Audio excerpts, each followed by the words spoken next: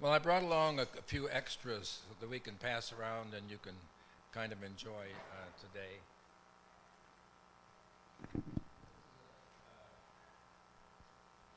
This is called the Celtic Cross. You probably have seen it one place or another. These were not inside buildings. They were huge on the outside in places of where there were just something that important happened in November. So you can pass this around.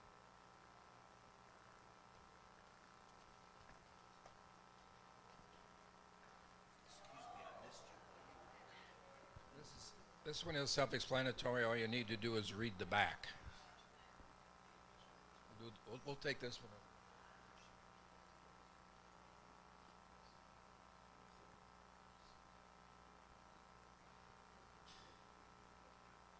Probably many of you at one time or another have heard of the Book of Kells, and this is these are some paintings from the Book of Kells, and just notice the intricacies and like how little attention is paid to faces.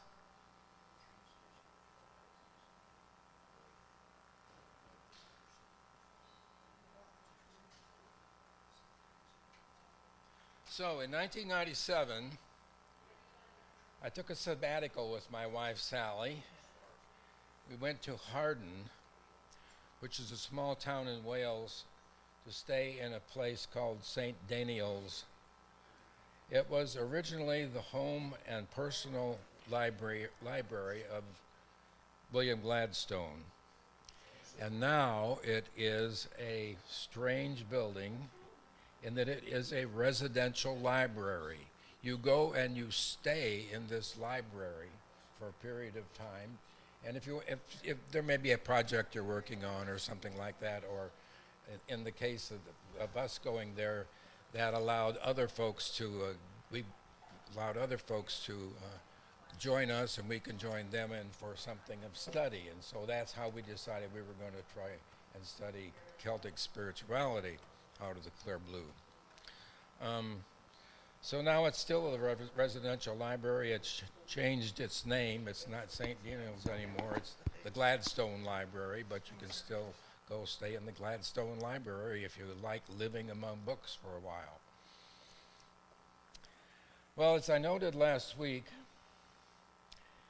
Celtic history was complex in, like that of the Native Americans and other indigenous people, folks moved around a lot. Celts were tribal and diverse, and at various times filled much of northern Europe, stretching down from even to Spain, and later settled in Ireland, Wales, Scotland, and part of England. They were exposed to Christianity largely by Roman Catholic influences like Saint Patrick, but because they missed out on the influences of Greek philosophy and were nomadic, they had a very different way of thinking about how the world is put together. And I want to start with some words of Timothy Joyce from one of his books on Celtic spirituality. He says, before exploring Celtic Christianity, it might be helpful to note some underlying movements and themes and characteristics that come to us from the ancient Celts. First, the Celts were an intentionally and intensely verbal people who lived in a highly oral culture.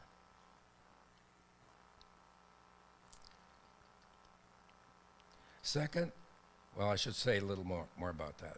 Poetry, proclamations, music, stories were the warp and woof of daily existence. Druids and bards were among the most respected people in this society. Similarly, monks, priests, musicians, poets, teachers, storytellers were central figures in Celtic Christianity. Second, a corollary of this verbal nature of the ancient Celts was the imaginative way of seeing, hearing, touching, and feeling reality. There was a peculiar nonlinear way of apprehending time and space, so that the past and the present intertwine. Those who have died are still present. And the other world was transparent in the everyday, ordinary things of life. It was a mystical view of reality that would lead to wonderful prayer forms like in the Christian era. How easily in this worldview would the Celts take up the Christian doctrine of communion of the saints, because you could hear them saying, well, of course they're close to us, they're related to us, we're all here. They are fellow companions with us on our journey. Third, we see the social unit of the Celts was a clan and a tribe. This is a localized group and only loosely connected to other clans and tribes.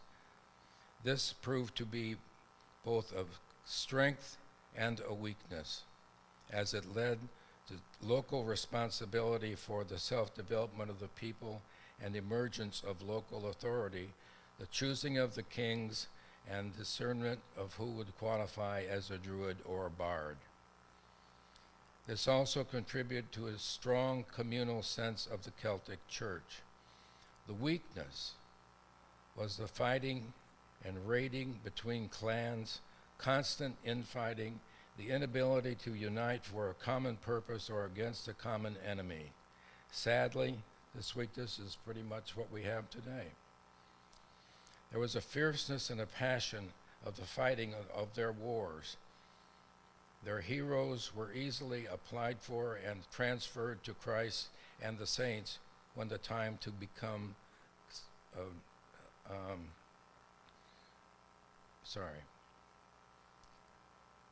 let's just go on. The warrior spirit was channeled into an intense and passionate spirituality that existed in penance and heroism. Both men and women were heroes and warriors, in line with the general equal place of women in Celtic society. And this attitude continued in the Celtic Christian Church. The warrior spirit was balanced by gentleness to poetry and music and the mystic. And paradox was also the feature of Celtic spirituality. There were never black and white either or attitudes, but more both and, expressing opposites and holding them together. Fifth, the mystical bent of the Celts were especially evident in their love of creation and of all nature. This was not merely a romantic view of creation, but a healthy respect for it, recognizing the dark side, the menace of nature's mighty powers, as well as its beauty. This love of nature is central to Celtic Christianity and is the source of the wonderful heritage of nature poetry. And finally, among the Celt fault lines, I single out the Celtic tendency to wander, to roam, to explore, to voyage, to story. All of these are part of the Celtic lore and handed down to us. And voyage, as well as pilgrimage and search, are characteristic features of Celtic Christianity. Now, with that in mind, I want to try to see if we can get a handle on some of this strange parts of Celtic Christianity. It isn't that you are a person with a soul. It's not that you are a person with a soul. Everything outside you is soul. So there is this difference in understanding about how you think and how you feel about your relationship with God. Now, can you buy that? I'm just kind of curious. It's got that soul is out there, and you are part of the soul, but so is everybody else. So is everything else a part of the soul. Does it work for you, or is it kind of strange? Kind of strange. Yeah, that's kind of what I thought too. Let me say a little bit more about it.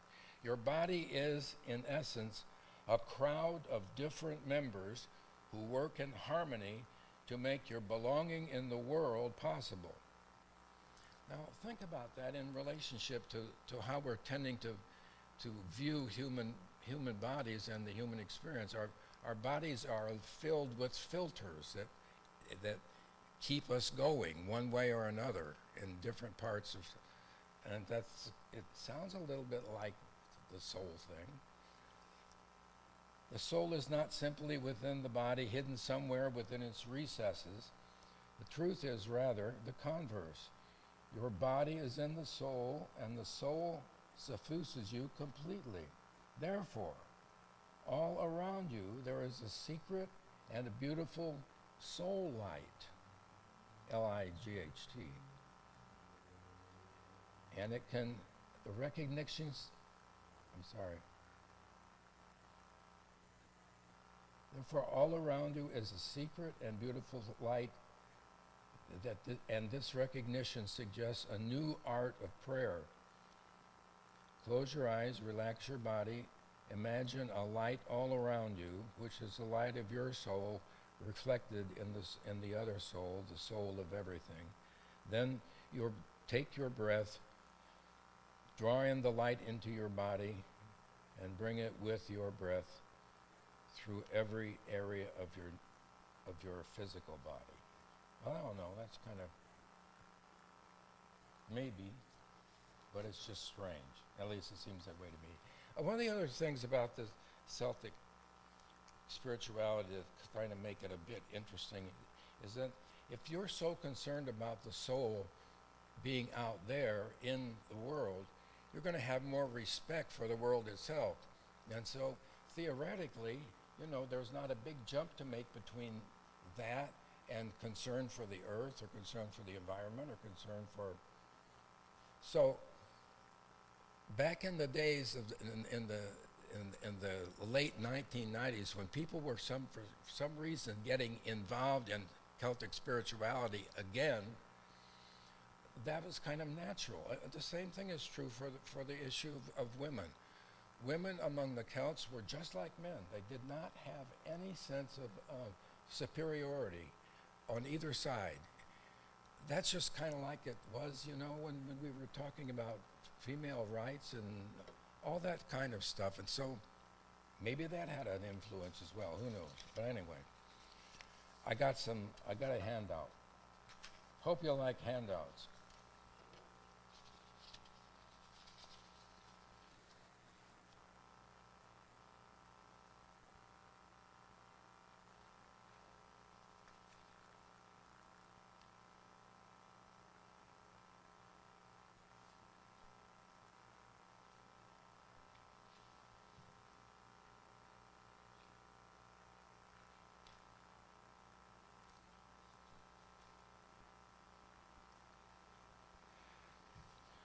What you have in your hand is a conversation piece. So I hope we can have some good conversation.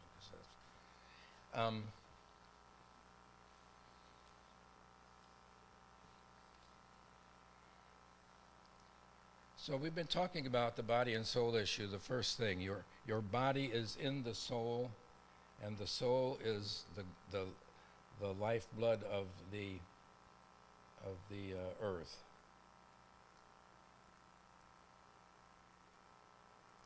The second one is love is the nature of the soul.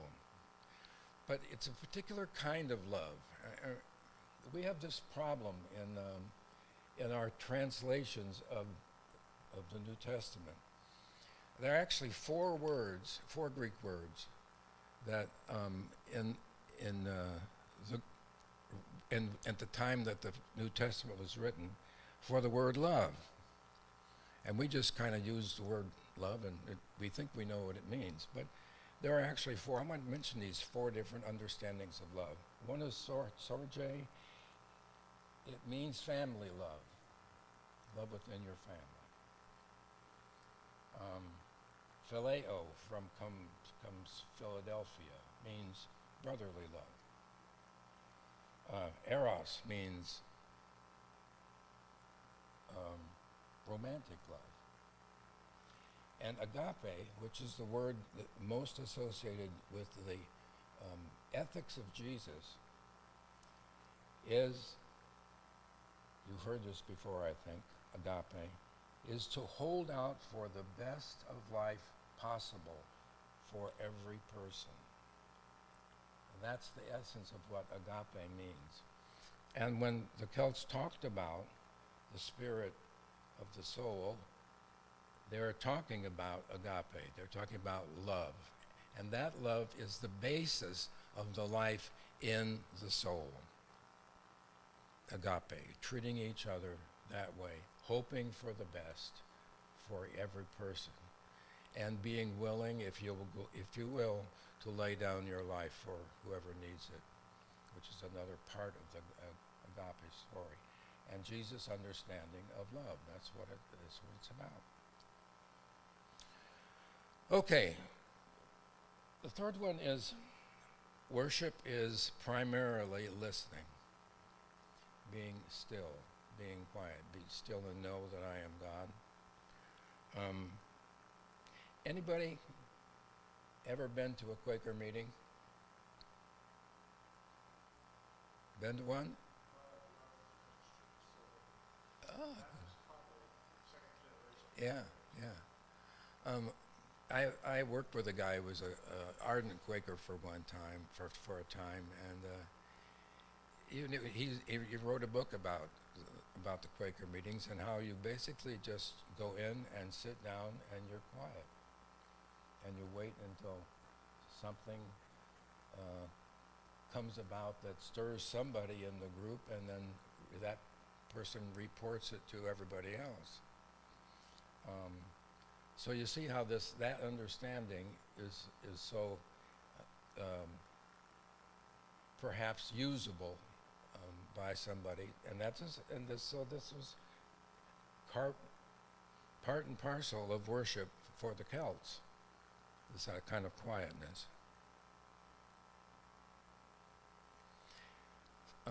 Thin places. You've everybody heard of a thin place? You know what a thin place is? A thin place is where many people, or at least several people, have had an experience of God. And so it becomes a place where people travel to catch their attention, or a place where you have, or I have, some sort of an awareness of the presence of God that kind of becomes a closer relationship because of the thinness. So that's what the thin part means. Anybody been to a place where you've actually felt the presence of God? Can you share?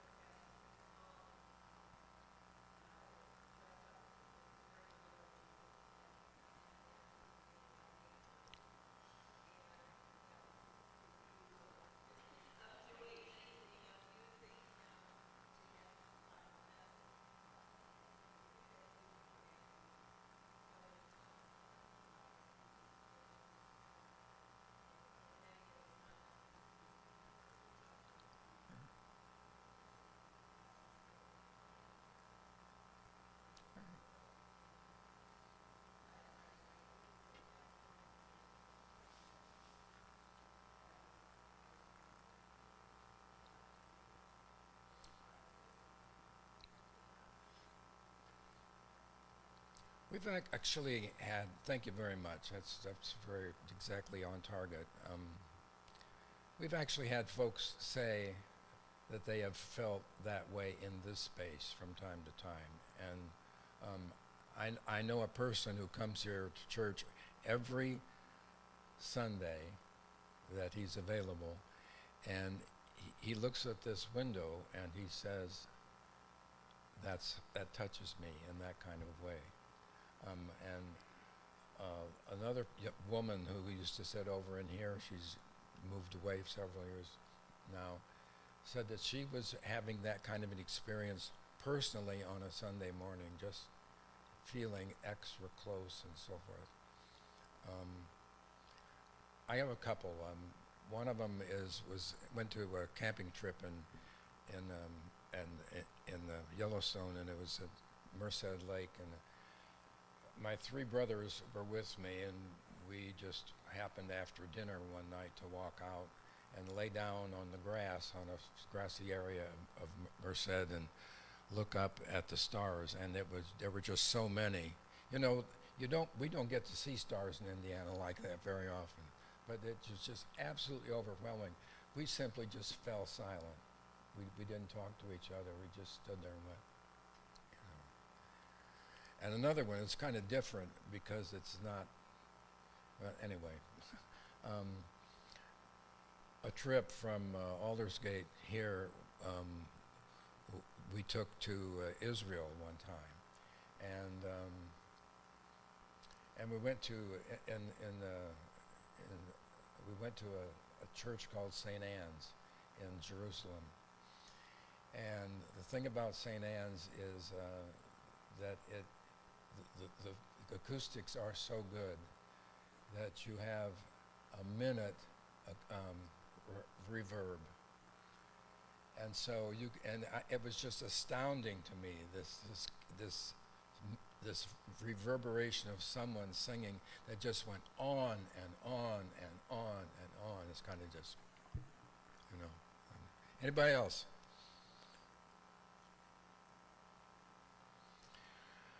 Okay, a soul friend. Celtic Christians were supposed to have a soul friend.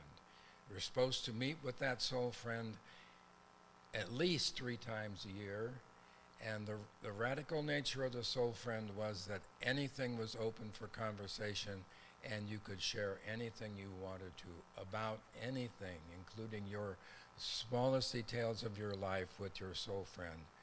And that just gave you an assurance that there was someone who knew everything about you. And that was feeding your spirit if you were able to do that. Contradictions are treasures.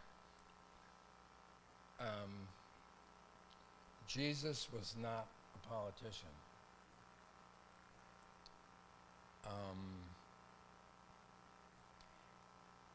He was quite serious when he says, "Woe to you, scribes and Pharisees." They were the political parties. And then he said, "Woe to you, scribes and Pharisees, hypocrites." Any hypocrisy in politics? Well, these contradict, the way the Celts dealt with that kind of thing was that they put them together because they felt like if you could deal with each other with that kind of respect, that it would make a difference in terms of how you were perceived as a community. You might not agree with somebody, you might totally disagree with somebody, but if they've held that treasure together, it just made a massive difference in terms of how you went about doing your daily deeds.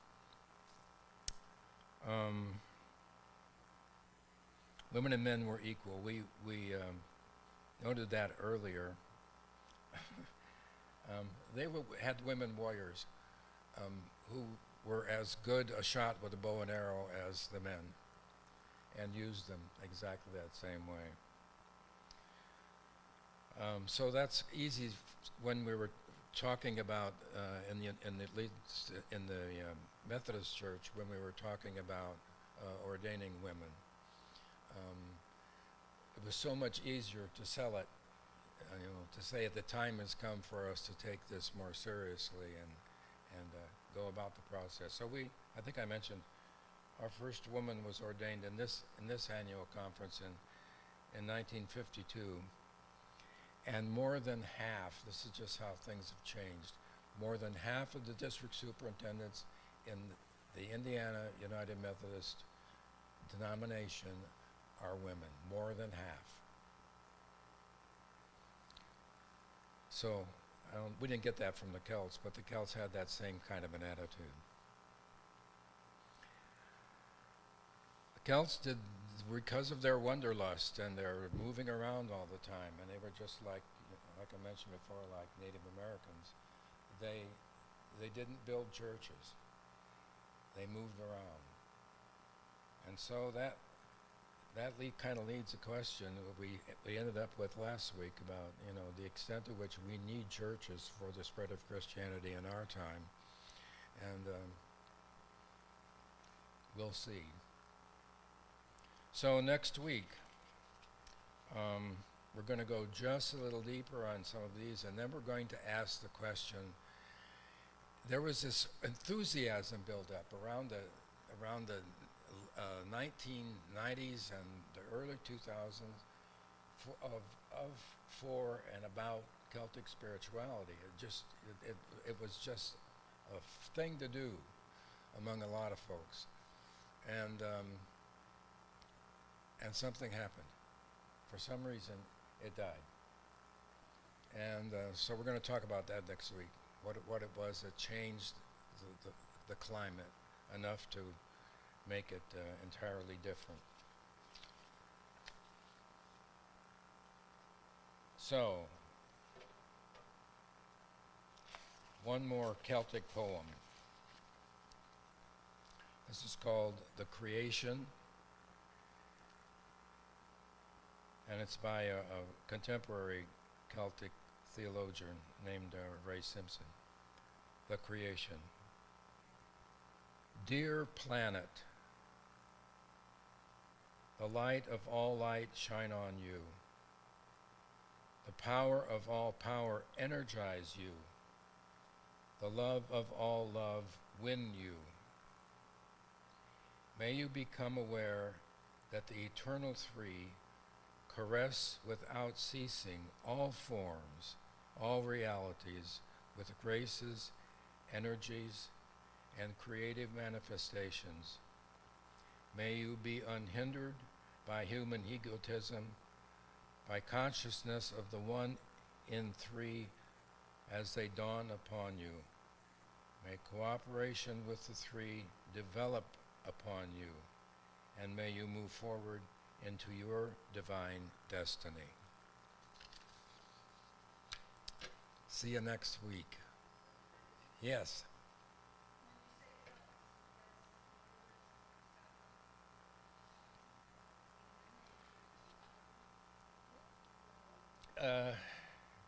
It moved around. Early time, I thought it actually went as far south as Spain, and then they were just the examples of, the ongoing spirit of wherever they were, whenever they were there. And the places that tend to catch on were because they ran into Roman Catholics and started thinking out of the box as far as Catholics were concerned, and because Catholics had churches and they were moving around and they couldn't go, so there was an opportunity for, and that's when St. Patrick came along and really gave his fresh emphasis to the Celts. Yeah.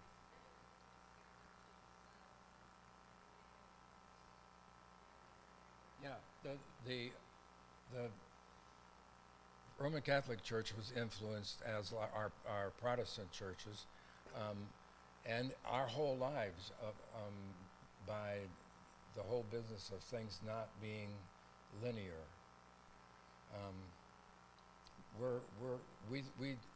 We look at things as though they are caused by one thing, causes another, causes another, and these folks just saw these things all at the same time, and had the notion that is very popular now in science, which is that there maybe really isn't even such a thing as time. So, maybe. Pardon? Parallel universes, exactly. Yeah.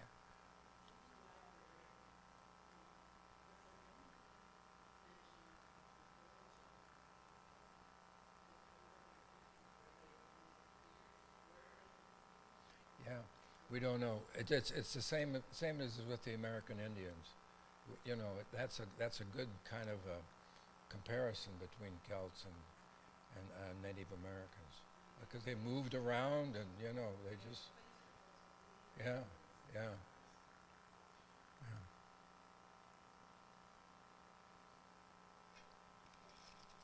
Okay. Thank you.